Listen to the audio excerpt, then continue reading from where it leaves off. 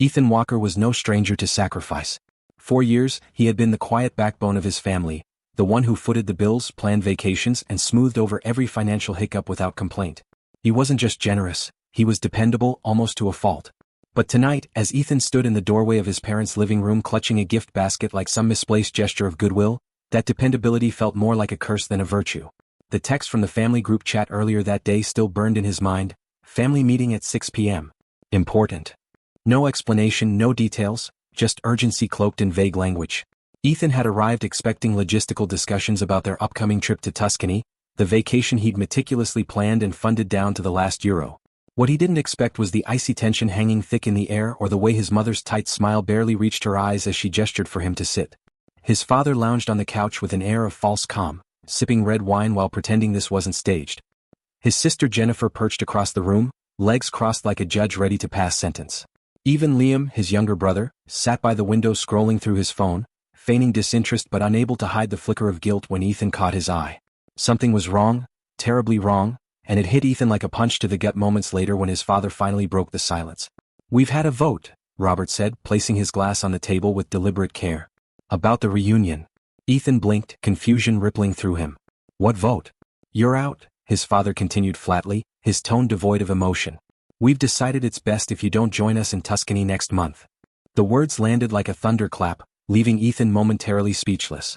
Oh, they were kicking him out of a trip he had not only paid for but painstakingly organized? Jennifer leaned forward, practically glowing with self-righteous satisfaction. "It's for the group dynamic," she chimed in, her voice dripping with condescension. "You make things stressful, Ethan. Remember last year? That whole thing with the waiter over the service charge? You embarrassed Mom because they added an extra €80 to the bill." Ethan's jaw tightened. "I noticed," he snapped back, his voice sharp enough to cut glass. "And I'm the one who covered that bill too, by the way." Jennifer ignored him, pressing on as though reciting lines rehearsed beforehand. "This is supposed to be fun, Ethan. Honestly, you ruined the vibe." Ruin the vibe. Those 3 words echoed in Ethan's ears, absurd yet infuriating. Ruin the vibe? Was that what they thought of him now? A buzzkill, a burden? His mother chimed in softly, avoiding his gaze. "We just want peace this year, sweetheart." The irony stung. How could there be peace when the very foundation of their so-called harmony rested squarely on his wallet? 2 weeks ago they texted him asking if he'd mind covering the villa deposit. $7,000 charged instantly to his card, until his father's bonus came in. And now here they were calling him disruptive? "Let me get this straight," Ethan said slowly, his voice low and dangerous. "You're kicking me out of the trip I planned, the one I paid for, and acting like I'm the problem?" "It's not personal," Jennifer interjected smugly, crossing her legs again. "You've been so uptight lately, all your little boundaries and budgets. You've changed, Ethan." Her words struck a nerve, but Ethan refused to let them see him crack. Instead, he pulled out his phone, fingers moving deliberately as he accessed the shared travel account linked to their bookings. "What are you doing?" his father asked cautiously, sensing the shift in energy. "This," Ethan replied calmly, tapping the screen. A notification buzzed on the coffee table. It was his father's phone lighting up with an alert. "That was me blocking the travel card," Ethan announced, his voice steady despite the storm brewing inside him.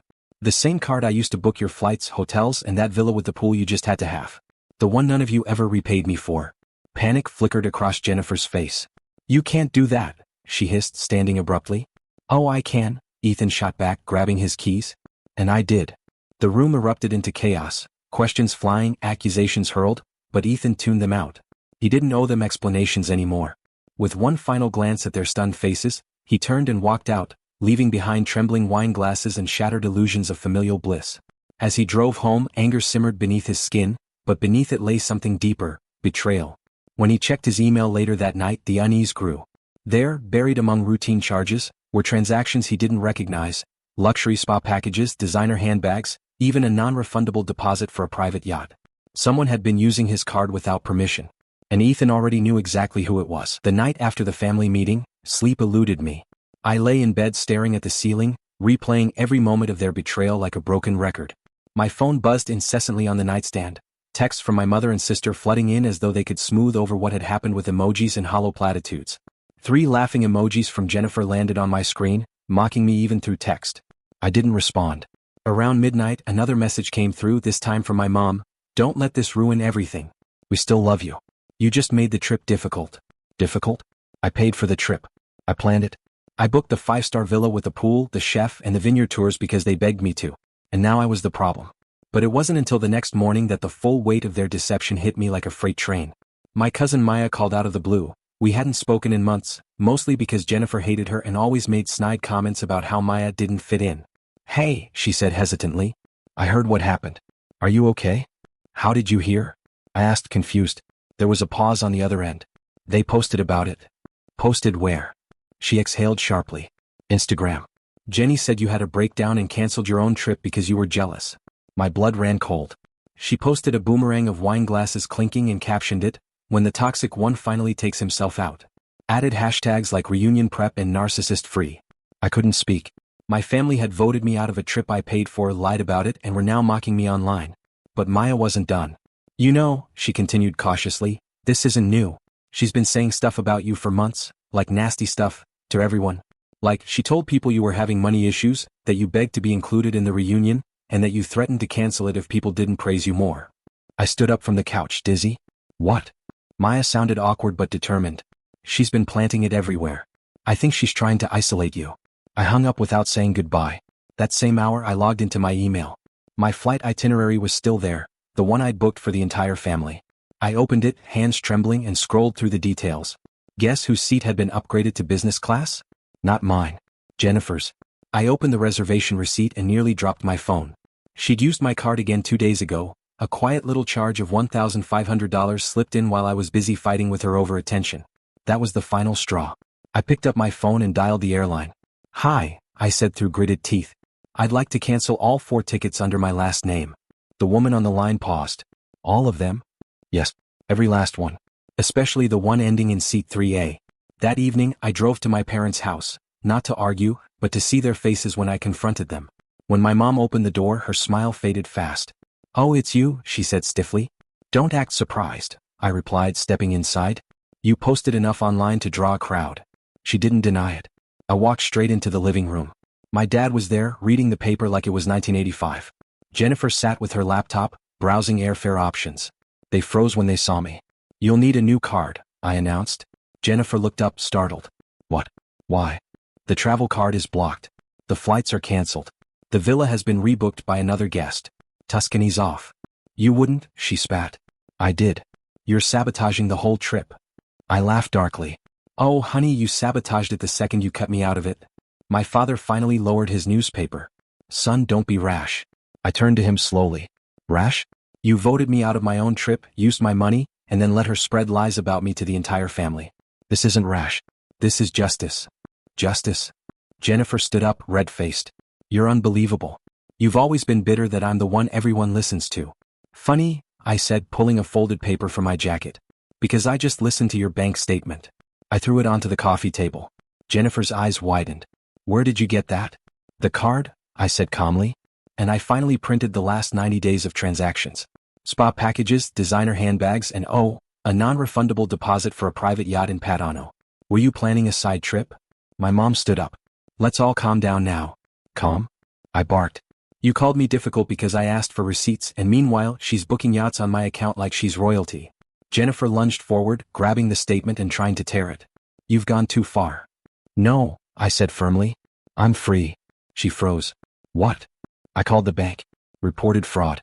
There's an investigation underway. You've been using my card without permission." "You wouldn't dare," she hissed. I smiled coldly. "I dare. And guess what? They have everything. Timestamps, IP addresses, even delivery addresses. You're not just losing your vacation. You're about to lose your credit score." "Get out," she screamed, face flushed. "You're not part of this family anymore." "Finally," I said. "Something we agree on." I turned to the door, pausing just long enough to say one last thing. "Good luck explaining to the relatives why you're not in Italy next month, and why the police might call." As I stepped outside, the reality of what I'd done settled over me. They thought they could humiliate me quietly, so I made noise. Loud, public, unforgettable noise. Saturday, 6 p.m. family dinner, the last one I would ever attend. My father opened the door and went pale the second he saw me. "What are you doing here?" he barked, his voice sharp but unsteady. I smiled coldly. "Oh, come on. You invited me, didn't you? Read your own lawyer letter." He stepped back, letting me in without another word. Inside, everyone was already seated. My mother, Jennifer, her boyfriend Brian, Liam, and a couple of nosy aunts who loved gossip. "Perfect. I walked in, set my tablet down on the coffee table and plugged it into the HD monitor. Jennifer rolled her eyes. "What is this, some dramatic stunt?" she sneered. "Oh, just a little slideshow," I said cheerfully. "Figured we could all be on the same page before you drag me to court." "I swear to God," Jennifer started, but I hit play. The first slide appeared, a screenshot of her using my card to upgrade her flight to business class. Next slide, a hotel receipt under my name but with her signature. $800 for a luxury suite. Then came the video surveillance footage of her checking in at a downtown hotel, laughing with Brian as she tapped my card. The room went dead quiet. "What is this?" my mom asked, her voice slow and trembling. Jennifer stood up abruptly, snatching the tablet. But I'd already backed up all the files. "This is a setup," she yelled. "You're manipulating everything." I looked directly at her, my voice calm and cutting. "Funny how this setup aligns perfectly with your exact spending history, down to the spa appointments and dinner reservations. You don't understand how stressed I've been," she snapped. "You promised to help us." I stepped forward, my voice rising. "I helped. I paid. I bled. You stole." My dad slammed his hand on the table. "That's enough. You're destroying this family." I turned to him, locking eyes. "I destroyed it?" "No, you destroyed it the second you called a vote to exile me, then tried to sue me while your daughter committed credit card fraud for months. I'm done being your piggy bank." Jennifer hissed through her teeth. "You're pathetic." "Oh, I'm just getting started," I shot back, pulling out the final document, the official notice from the fraud department of my bank. Unauthorized charges made by Jennifer Walker. Dated. Signed. Sealed. Liam, who had stayed silent until now, leaned forward. "You really filed that?" I turned to him. "Yes. And I gave her a week to pay it back." "She didn't? She posted memes instead." "Seriously?" Liam whispered. Jennifer turned to him, incredulous. "You're really going to take his side?" He didn't answer. "Jennifer," I said, my tone icy. "You used my name to book a yacht in Padano. You sent a laughing emoji when I got uninvited from the reunion. And now you're sitting here acting like I betrayed you." "We're family," my mom shrieked. "No," I said coldly. "We're users and givers. And I'm done being your giver." Jennifer lunged forward like she was going to slap me. "You're going to regret this when your name's dragged through court. When everyone finds out." "Finds out what?" I snapped. "That I paid for your entire lifestyle while you mocked me in group chats? That you committed fraud and then blamed me for reacting? You treated me like a wallet, not a brother, not a son, just a resource. Well, guess what? Resource exhausted." Everyone froze. The air was thick with shame, fury, and disbelief. And then the most shocking thing happened. Liam stood up. "I'm done too," he said quietly. "What?" Jennifer gasped, turning to him. "I've seen everything, the lies, the guilt trips, the gaslighting. I let it slide because I didn't want to rock the boat." He looked at me. "But you did the right thing." "Liam," my mom said, her voice shaking. Don't start what?" he snapped. "You people tried to erase him and steal from him, then act like he's the bad guy." Jennifer turned to Liam, her eyes wide. "You're just jealous. You've always been jealous of me." "Maybe," he admitted. "But at least I didn't steal a yacht. That was it." I turned to the door, grabbing my coat. "One more thing," I said. "I canceled the phone plan, the Netflix account, the car insurance, all of it. If you want Tuscany, go earn it yourselves. Because this ATM is closed." And with that I walked out. This time I didn't look back. The fallout hit them like an avalanche. The day after I walked out of that dinner, the silence was deafening, not for me but for them. My phone stayed eerily quiet. No "you went too far" texts from mom, no guilt-tripping calls from dad. Just peace. For the first time in years, I felt untethered, free from their constant demands. But chaos has a way of finding its victims. At 3:42 p.m., my phone buzzed with a message from Liam. "They're freaking out. Mom's crying, Jenny locked herself in her room, Dad says you destroyed the family." I smirked as I read it. "Did you tell him I'm the one who paid to keep it afloat for the last 6 years?" Liam replied instantly, "Yep." By day 2, the cracks began to show publicly. My inbox exploded, not from my immediate family but from extended relatives, cousins, second cousins, even nosy Aunt Clara, who had disowned my mother over an inheritance fight 20 years ago. Everyone had seen Jennifer's now-deleted Instagram stories, the lawyer letter, and the fraud claims. They were furious with her. "Ethan, I'm so sorry. We had no idea what you were dealing with. I always knew something was off with Jenny, but this. If you need a place to stay, our guest room is open. You're not alone." One message stood out. It was from Aunt Clara herself. "You did what none of us ever had the courage to do. You stood up to her. I'm proud of you." I didn't realize I was crying until a teardrop hit my keyboard. Day 3 brought Jennifer's collapse. I was at the gym mid-workout when Liam called. "She did it," he said breathlessly. "Did what?" She broke down, full-on meltdown. screaming at Mom and Dad through a wine glass. Said, "It's all your fault because now the extended family is blacklisting her." I sat down on the bench, stunned. "What else?" She screamed about how you humiliated her, destroyed her image, and ruined her chances with Brian. Brian, the dentist she'd been stringing along for months. Oh yeah? What happened with Mr. Perfect Teeth? Word got out about the fraud thing. He cut her off cold. Told her he doesn't date criminals. I nearly choked laughing.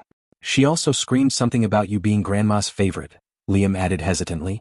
That stopped me cold. What? Yeah. Apparently, Grandma updated her will. Left you the house. I was silent. She never told me, I whispered. She told me last year, Liam said. Said you were the only one who ever checked on her without asking for money. Said if she was going to leave anything behind, it was going to someone who didn't treat her like a vending machine. I didn't know what to say, so I said nothing. Day 5 came with a knock at my door. I looked through the peephole and nearly laughed. It was Dad. He stood there stiffly like someone forced him to be there. I opened the door but didn't move aside. Can I come in? He asked. No, I said simply. He flinched, then tried to smile. I just wanted to talk. I leaned against the doorframe. Now you want to talk? He rubbed the back of his neck. Look, your mom's not doing well. She hasn't eaten much since the dinner. And Jenny, Dad, I snapped sharply, if you're here to guilt trip me, turn around. I'm done being the family aide. He blinked. That's not fair. No. I shot back. What's not fair is how you let Jennifer humiliate me, steal from me, lie to the entire family, and you backed her up like she was royalty. She's your daughter, yes, but I was your son. I paid for your vacations, covered bills when you said money was tight, and all I ever got in return was side eyes and silence. He went quiet. I didn't come here to argue, he said finally. I just wanted to say, we were wrong. All of us. I stared at him. You let them erase me. And now that the money's gone, now that Jenny's exposed, now you remember who I am. He didn't answer. Before he left, he asked quietly, is there any chance we can fix this? I didn't hesitate. No, and I shut the door. Weeks later, I received a handwritten letter from Jennifer. No rant, no insult, just these words. I hope you're happy. I stared at it for a while, then typed back. It wasn't about winning. It was about finally stopping the game. And I blocked her number. Then came the final twist. One afternoon as I worked from home, there was another knock at my door. This time it was a courier delivering a package. Inside was a check for $7,000 and a note. I don't expect you to forgive me. I just want you to know I've lost everything. Brian, my job, my friends. Mom says you're happier without us, and I think she's right. But it still hurts. I don't even know who I am anymore. I stared at the check not because I needed the money, I'd already rebuilt more than they'd ever taken, but because it symbolized something bigger. Accountability. I didn't cash it. I mailed it back with one line written on the envelope. You can't buy peace with money. It had been 3 months since I walked out of my parents' house, leaving behind the chaos I once called family. The new apartment was a sanctuary, a clean slate where no one could demand anything from me. It wasn't just bigger, it was brighter, quieter, and most importantly mine. No shared accounts, no guilt trips, no silent expectations pressing down on me like a lead blanket. For the first time in years, I woke up without dread. I changed my phone number, closed every joint account, and even got a new credit card. Boundaries weren't suggestions anymore, they were walls fortified with steel. Even Liam, who occasionally texted asking if we could talk things through, learned quickly that boundaries applied to everyone, including him. One Sunday afternoon, weeks after settling into my new life, I found myself at a bookstore, an old habit I'd picked back up. I was flipping through a novel when a voice interrupted my thoughts. Hey, is your name Walker? I turned to see a woman, maybe in her mid-30s, holding a toddler's hand. She looked nervous but determined. I'm sorry, she said quickly. I think you helped my sister once. A few years ago. With rent. I blinked, trying to place her face. Rent? Oh yes. Maya must have told someone about how I quietly paid off her cousin Rachel's overdue bills during a rough patch. I hadn't thought much of it then, it was just something small I could do. She mentioned you, the woman continued. She said you showed her what boundaries look like. How standing up for yourself doesn't make you selfish, it makes you free. Her words caught me off guard. Free. That's exactly what I felt now. Not rich, not powerful, but free. She told me your story, the woman added softly. How your family turned on you. And how you didn't let them break you. I nodded slowly, unsure of what to say. I just wanted to thank you, she said, smiling faintly. You inspired me to set limits with my own family. To stop letting them take advantage of me. So, thank you. Before I could respond, she turned and walked away, disappearing into the crowd. I stood there frozen, heart pounding. My actions, things I thought were insignificant, had rippled outward, touching lives I never knew existed. That night, as I sat by the window watching the city lights flicker, I reflected on everything that had happened. The betrayal, the confrontation, the fallout, all of it led me here to this moment of peace. I realized something profound. Family isn't defined by blood or obligation. It's defined by respect. By love that doesn't come with strings attached. The people who truly care don't push you to sacrifice yourself. They cheer you on when you stand firm. And so, as I sipped my coffee and stared at the skyline, I whispered aloud the truth I'd fought so hard to embrace. Family isn't who you're born to. It's who respects you when you say, enough. For too long, I lived under the illusion that being the good son meant saying yes, to everything, to everyone. But the truth hit me like lightning. I wasn't their son. I was their ATM, their scapegoat, their safety net. Not anymore. I am free.